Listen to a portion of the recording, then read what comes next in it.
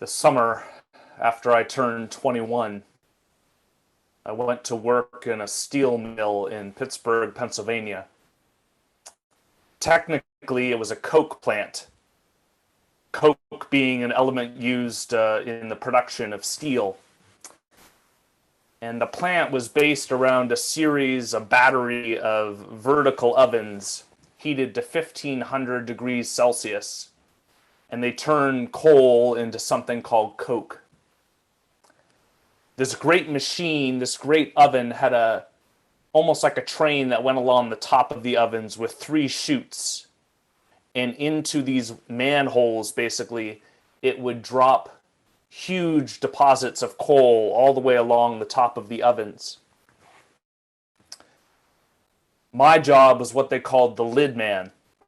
So that machine would go along and with great magnets remove the lids and then shoot the coal and put the lids back on. But inevitably, when it put the lids back on, it didn't get them on right.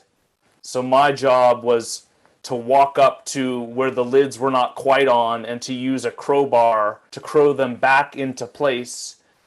And then, in a kind of nod to environmental friendliness, take a sealant and put it around the outside of the lid to reduce the pollutants that came into the air. You should have seen me. I had full respirator, full hard hat, flame retardant overalls and gloves, metatarsal boots, you name it. You would go out after the car that went along the top, you would replace the lids, and then you would come back, and you couldn't stay out on the ovens for more than a few minutes or your boots would start to melt. A few times over the course of the 8-hour shift, I would meet up with the other men, and it was all men there in the break room. And these steel mill guys would talk of the Pittsburgh Penguins and their golf games, of politics and their girlfriends and wives, and a good many things that shouldn't be repeated here in church. As one of them came over to me and said, and I'll never forget, he just pulled me under his shoulder and he said, "That's mill talk, Andy. That's mill talk." On a sunny day on top of the ovens, it was the hottest place you've ever been. I've already said you couldn't stay out there long or your boots would melt. But on a rainy day, it was absolutely terrifying. Because the rain would fall and hit the 1500-degree metal, and all that would come up would be smoke and steam. And literally, the great fear was that you had to walk exactly where the car was going, because if you didn't, you might fall into one of the holes that the manhole cover didn't quite go back on. We would rotate shifts every week as the low person there. Morning one week, swing the next week, graveyard the next. And I'll never forget the feeling of driving in for the graveyard shift, seeing the flame from the excess gas pipe burning in the distance like the gates of hell. And I would come home absolutely infused with the smell of the place. Soot in my nostrils, my entire body covered with layers of soot, smelling like smoke. I had to use a washcloth in the shower or I wouldn't get clean. And no one had to say, "Oh, were you at work?" because they could see it and they could smell it.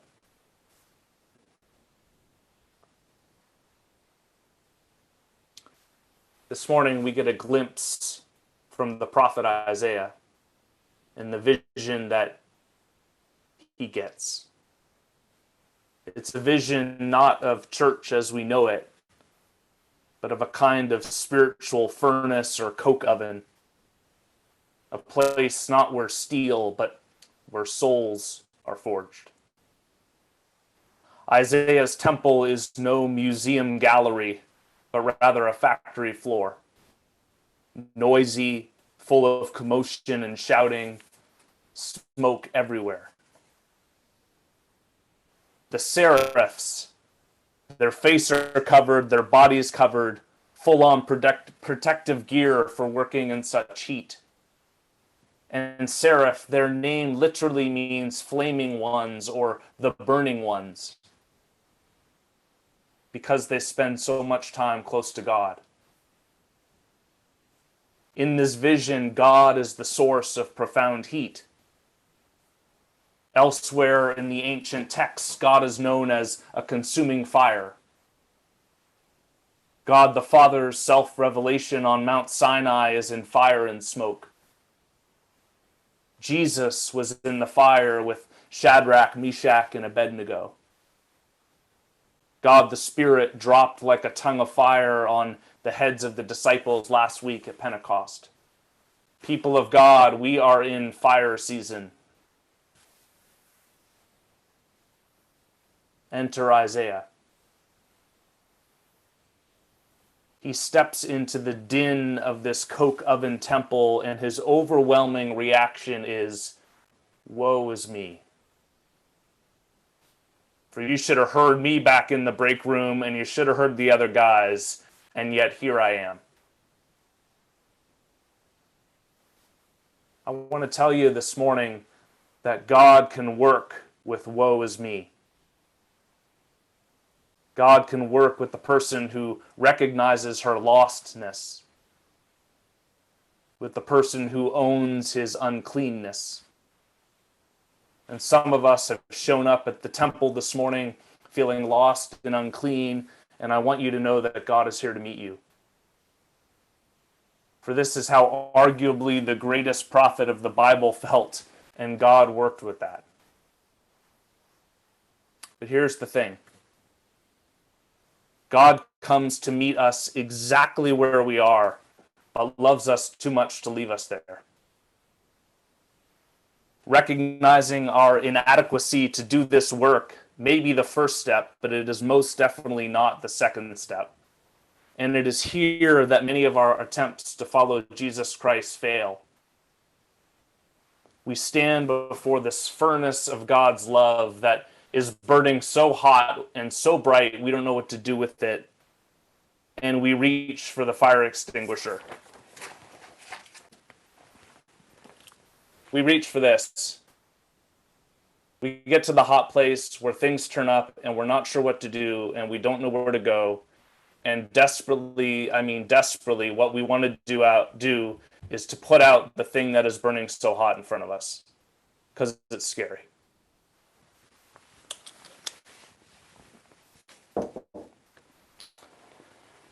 Because if you're like me, it is easy to be afraid of the fire and heat, of what it is that God might consume, of how much it might hurt, of what might be taken away, of how much we might be asked to give up.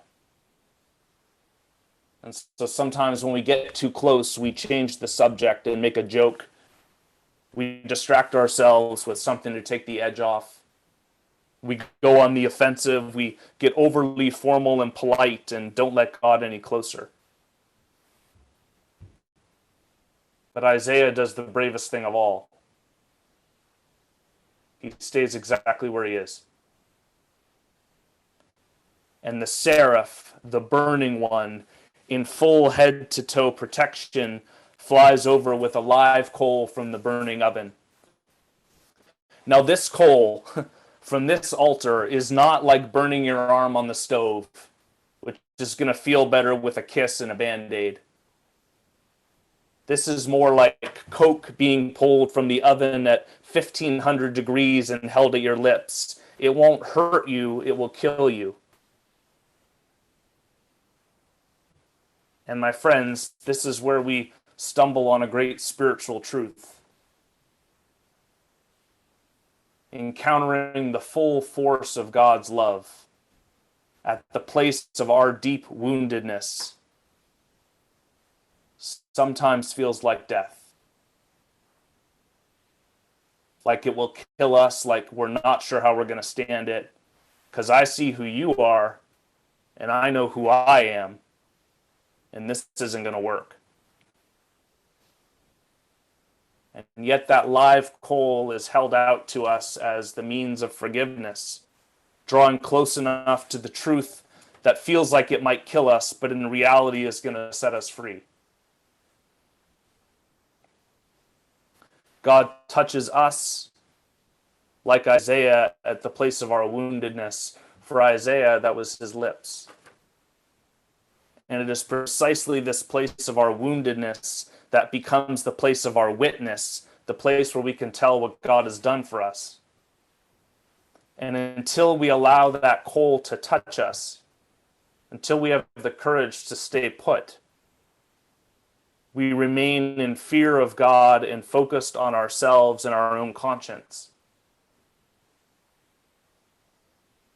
The burning one touches the prophet's lips and declares, "Now that this has touched your lips, your guilt has departed and your sin is blotted out." You see, Isaiah didn't die, but the false Isaiah did. The one who was in with God while everyone was watching and things were good and life was comfortable. The false Isaiah died, and before the blast furnace of God's unquenchable love, the true Isaiah emerged, and then, and only then, was he able to hear the voice of the Lord. "Whom shall I send?" And without hesitation from where he is, Isaiah responds, "Here am I. Send me." This is a missionary text. To encounter God as Father, Son, and Holy Spirit is to be sent out into the world forgiven. And the commissioning of the prophet begins with a question, an invitation. It's based on relationship. Who will go for us? God asks us still. It's not a rhetorical question. For we live in a world in need of tremendous healing, tended by those who know in their bones they are forgiven by this God. My friends, in the church of the future, in the post-pandemic church, even now we're all the missionaries. It's fire season in the church of God, and the tongue of fire rests upon each of us. Two ways you might think about tending that fire this week. Join us this Wednesday morning for morning prayer. We're going to be meeting every Wednesday morning for morning prayer this month. Come pull your ember alongside the embers of others. And second, pay attention to what you are drawing back from or avoiding. Write it down and ask yourself, might God be drawing close to me at precisely that point in order to bring me healing? What am I afraid of, or where am I playing it safe?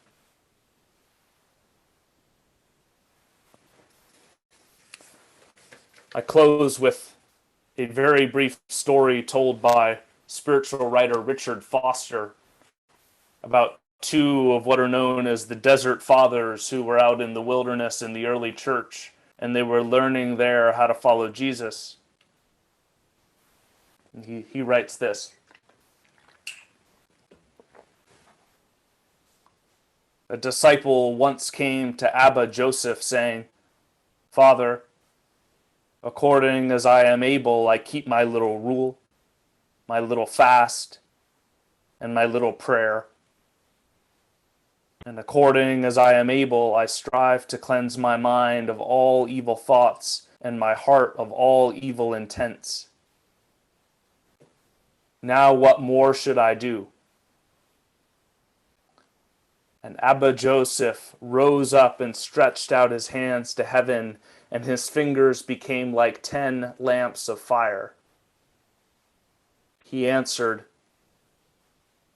'Why not be totally changed into fire?'"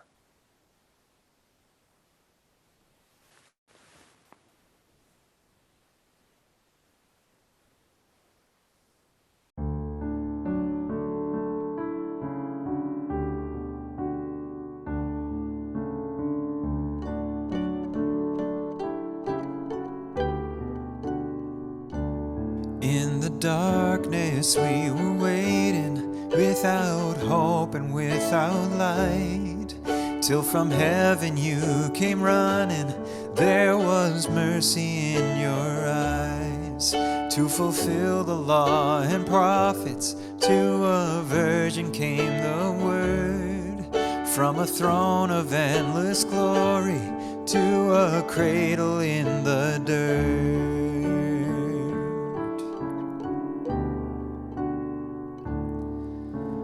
Praise the Father, praise the Son, praise the Spirit, three in one.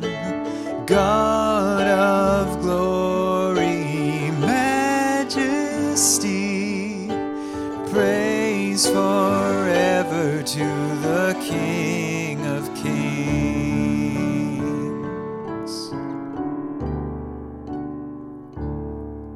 To reveal the kingdom coming and to reconcile the lost, to redeem the whole creation, you did not despise the cross.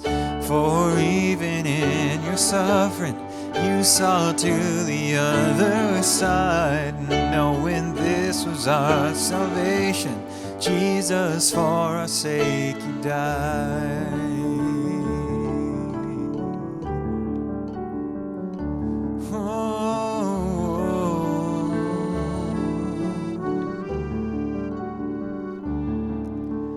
Praise the Father, praise the Son, praise the Spirit, three in one. God of glory, majesty,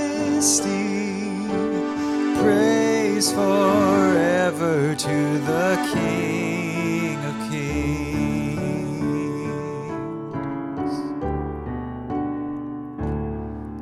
And the morning that you rose, all of heaven held its breath, till that stone was moved for good, for the Lamb had conquered death. And the dead rose from their tombs, and the angels stood in awe, for the souls of all who come to the Father are restored. And the Church of Christ was born, then the Spirit lit the flame. Now this gospel truth of old shall not kneel, shall not fade. By His blood and in His name, in His freedom I am free. For the love of Jesus Christ, who has resurrected me.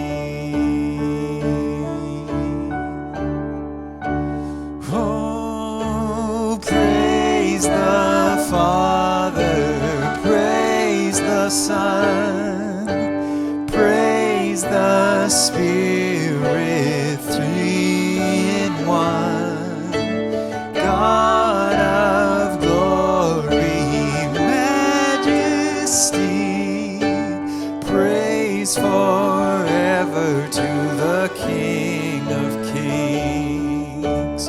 Praise forever to the King of Kings. Praise forever to